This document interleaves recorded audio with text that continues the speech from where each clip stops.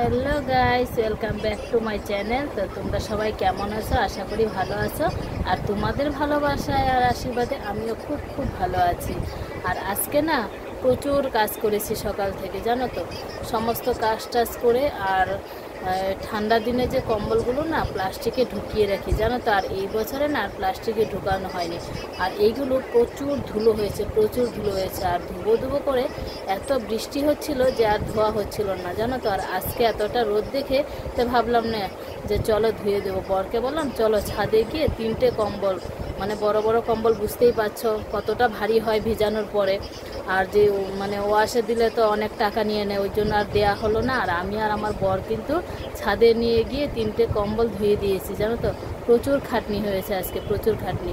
আর কম্বলটা ধুয়ে ছাদেই কিন্তু মেলে দিয়েছি, যেহেতু রোদটা আছে শুকিয়ে যাবে। আর একদিনে কম্বল যদি না শুকায় তো প্রচুর গন্ধ হয়ে যায়, তাই না? একটা কেমন ভিজা কাপড়ে কেমন গন্ধ হয়, সেরকম গন্ধ হয়ে যায়। আর বাবুও তখন স্কুল থেকে এসে গেছিলো, আর স্কুল থেকে এসে টিফিন করে ও কিন্তু আমাদের সঙ্গে ছাদে চলে গেছিলো। আর ছাদে গিয়ে কি হয়েছে জানো না তো, আমরা কম্বল ধুচ্ছি আর ও দৌড়াদৌড়ি করতে করতে না ধাপ করে পড়ে গেছে। আর পড়ে গিয়ে মাথায় যা লেগেছে না, মানে আমি ভয় পেয়ে গেছি, প্রচণ্ড জোরে মাথায় লেগেছে। তো যাই হোক, মাথায় লেগেছে, সঙ্গে সঙ্গে খুলে গেছে। আর এসে তারপরে জল টল মাথায় ওখানে জল টল দিয়ে দিলাম।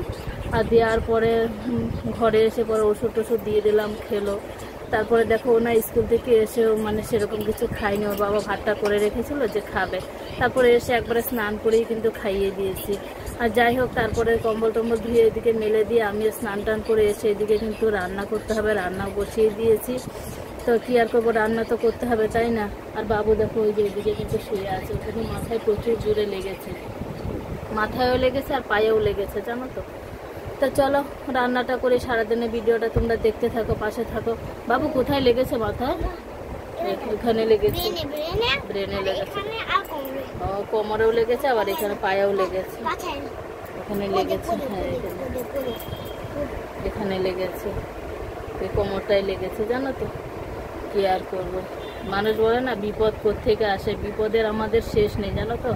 আমাদের যে একটার পর একটা বিপদ হয়ে যাচ্ছে, কেন জানি না এত বিপদ হচ্ছে। আর বিশেষ করে বাবুর উপর দিয়ে কিন্তু বেশি বিপদ হচ্ছে, কেন জানি না এত মানে বিপদ হচ্ছে ওর উপর দিয়ে। এই দাঁত ভাঙলো, এই মাথায় লাগছে, একটার পর একটা কিন্তু ওর বিপদ হয়েই যাচ্ছে।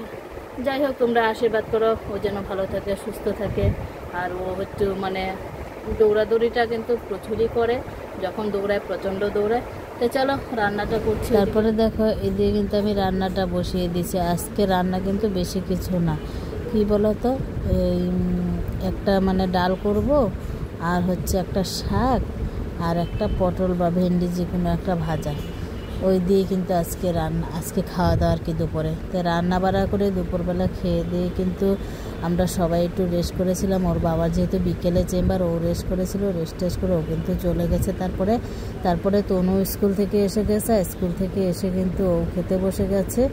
তারপরে দেখো খেয়ে দিয়ে আর এদিকে কিন্তু বাবু ঘুমাচ্ছিল তখন, আর বাবু কিন্তু তখনও ওঠেনি। আর ও ঘুমিয়েছে কটা বলো তো, 4টের সময়, ওই জন্য। আর দেখো তারপরে কিন্তু আমি চলে গেছিলাম ছাদে যে কম্বলগুলো মেলা ছিল সেগুলো আনতে। তো দেখলাম যে কম্বলগুলো কিন্তু নিচের দিকটা একটু একটু ভেজা ছিল, কেন বলতো বেলা 12টা বেজে গেছে ধুতে ধুতে, ওই জন্য কিন্তু শুকায়নি। তো ওই জন্য কম্বলগুলো এনে আমি কিন্তু আবার নিচে মেলে দিয়েছি, যে রাত্রে অন্তত হাওয়ায় শুকিয়ে যাবে, আর এক জায়গায় জমা করে রাখলে গন্ধ হবে। ওই জন্য আমি কিন্তু ওইখানেই মেলে দিয়েছি রশিতে। তারপরে দেখো বিকেলবেলা জল টল ভরে এনেছিলাম, সেগুলো কিন্তু আমি গুছগাছ করে নিচ্ছি। আর তনু আর বাবু কিন্তু তখন শুয়ে আছে, তনু ঘুমায়নি কিন্তু বাবু তো এখনও ঘুমিয়েছিল তখন আর কি। আর এদিকে জল টল গুছিয়ে টুছিয়ে তারপরে দেখো বাসনপত্র এখানে যা যা ছিল সমস্ত কিন্তু গুছিয়েছি। আর কাপড় জামাগুলো যে ভাঁজ করার বাকি ছিল, বাবু ঘুমাচ্ছে, তো ভাবলাম যে সমস্ত আমি এদিকে গুছগাছ করে নিই।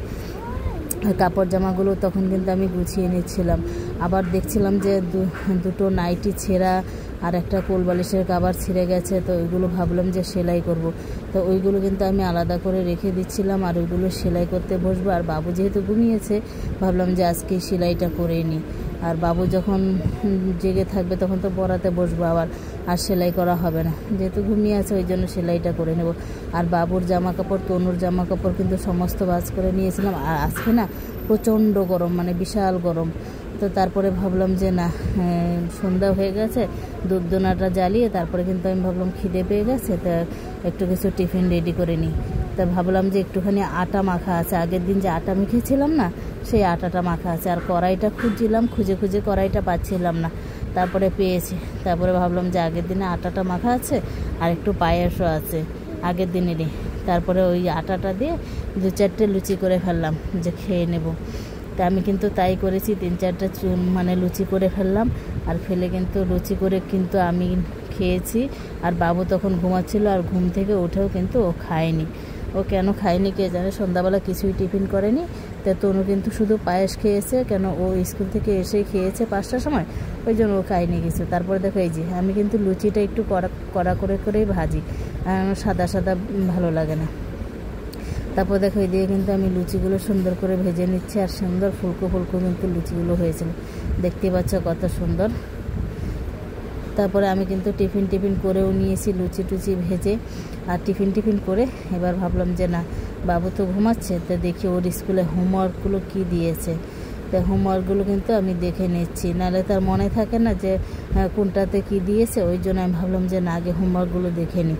তো দেখলাম যে ওর কিন্তু স্কুলে যে খাতাগুলো জমা রাখে না, মানে 6টা খাতা, 3টে খাতা জমা রাখে আর 3টে খাতা রোজ দেয়। তা আজকে দেখলাম যে 4টে খাতা দিয়ে দিয়েছে, বাংলা খাতার 2টো, ইংলিশ খাতা 2টো, আর অঙ্ক খাতাও দিয়েছে। অঙ্ক খাতা মনে হয় একটা দিয়েছে, 5টা খাতা। যাই হোক, কেন আজকে অঙ্কর ম্যাম ওর যায়নি, ওই জন্য অঙ্ক খাতা আরেকটা ফেরত দেয়নি। তো দেখছিলাম, তো দেখলাম যে কোনো খাতাতেই হোমওয়ার্ক দেয়নি, শুধু হাতের লেখা বইটায় হোমওয়ার্ক দিয়েছে।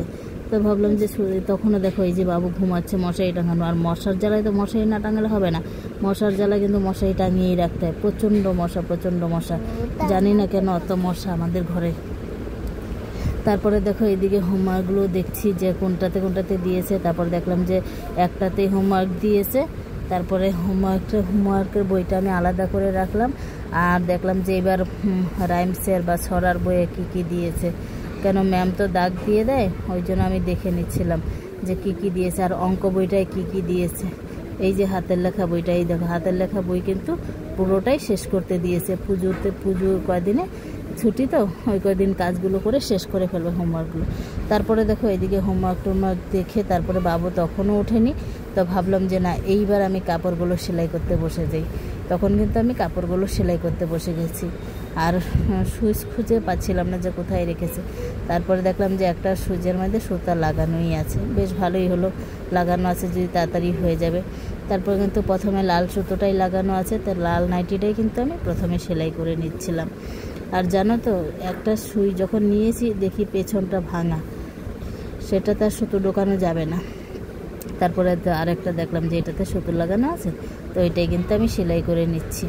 আর নাইটিটা জানো তো, প্রথমেই যদি সেলাই করে নেওয়া যায় না চারিদিকে, তাহলে খুব ভালো হয়। সেলাই করা না থাকলে তখন এই যে সেলাইগুলো ছুটে যায়, তখন খুব মুশকিল। আর সেলাই অনেক দিন ধরেই কিন্তু সেলাইটা আমার খুলে গেছে, সেলাই করে আর করা হচ্ছিল না।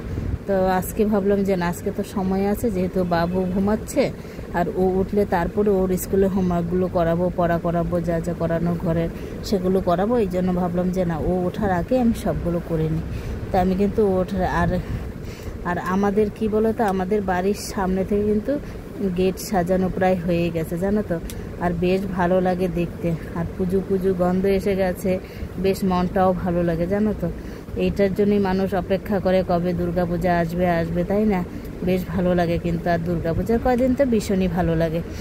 আর দুর্গাপূজার কয়দিন কি হয় বলো তো, মানে সারাক্ষণ মনে হয় ঘুরে বেড়াই, বাইরে যাই। আর বাড়ির সামনে থেকে হই হাল্লা তো ভীষণই ভালো লাগে, ঘরে থাকতে কিন্তু মন একদমই চায় না। আর যেহেতু আমরা দোকান দিই, তো দোকানেই থাকতে হয়। আর বাবুকেও তো দেখতে হয়, ওকে টাইমে খাওয়াতে হবে, স্নান করাতে হবে, সবই করাতে হয়। সব সামলে কিন্তুই দোকান আমরা দিই জানো তো। আগে যেহেতু 2টো দোকান দিতাম, এখন কিন্তু একটা দোকানই দিই। বাবুকে নিয়ে, তনুকে নিয়ে, সবাইকে নিয়েই মানে করি, সামলাতে হয় জানো তো। কি আর করবো, সব কিছুই তো সামলাতে হবে, তাই না? বাচ্চা কাচ্চাও সামলাতে হবে, কাজও সামলাতে হবে, সব কিছুই করতে হবে। যাই হোক, তো আজকে বেশ গরমই আছে, আর বৃষ্টি ভাবটাও কিন্তু ছিল, আকাশটা মেঘলাও ছিল। আর কম্বলগুলো ধোয়ার পরে আকাশটা বেশ কিন্তু মেঘলা করে ফেলেছে। তারপরে ভাবলাম যে এই রে, কম্বলগুলো যদি না শুকায় তো হয়ে গেল কারবার, কম্বল তো গন্ধ বেরোবে। খুব চিন্তায় ছিলাম। তারপর দেখলাম যে না বেশ রোদে উঠেছে, শুকিয়েও গেছে।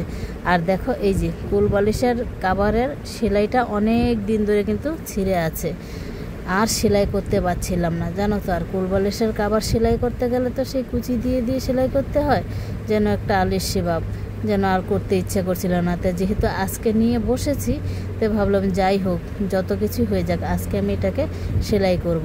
তো আমি দেখছিলাম যে কোন দিকে সেলাই করা যায়, ভালো করে দেখে তারপরে কিন্তু বালিশের কভারটা উল্টো করেও নিয়েছি। আর উল্টো করে নিয়ে তারপরে কিন্তু এটা আমি কুচি দিয়ে দিয়ে দেখছিলাম যে কোন দিকে কোনটা করা যায়।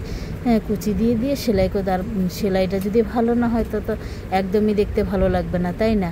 আর কি বলো তো, আমার মানে কাভারের কালারে কিন্তু সুতো ছিল না, আমি অন্য কালার দিয়ে সেলাই করেছি, তবু বেশ ভালোই হয়েছিল সেলাইটা। এই দেখো সুন্দর হয়েছে না? বেশ কিন্তু ভালোই হয়েছে, বোঝাই যাবে না যে এটা ছিঁড়ে গেছিলো। তো বেশ ভালো হয়েছে। তারপরে কিন্তু আমি এখানে কাপড় জামাগুলো গুছিয়ে নিচ্ছিলাম, আর গুছিয়ে টুছিয়ে তারপরে কিন্তু বাবুকে পড়াশোনা, বাবু উঠে গেছিলো তখন, তারপরে বাবুকে কিন্তু পড়াশোনা করাতে বসে গেছিলাম, আর পড়াশোনা করিয়ে নিচ্ছিলাম বাবুকে তখন। আর বাবুকে পড়াশোনা করিয়ে কিন্তু তারপরে আমি একটু বেরিয়ে গেছিলাম রাস্তায়, যে দেখে আসি প্যান্ডেলটা মানে কত দূর কত কি হয়েছে, দেখি যে বেশ ভালোই হয়ে গেছে। যাই হোক, আজকের ভিডিওটা ছিল এই পর্যন্তই। যদি ভালো লাগে অবশ্যই লাইক কমেন্ট শেয়ার সাবস্ক্রাইব করে পাশে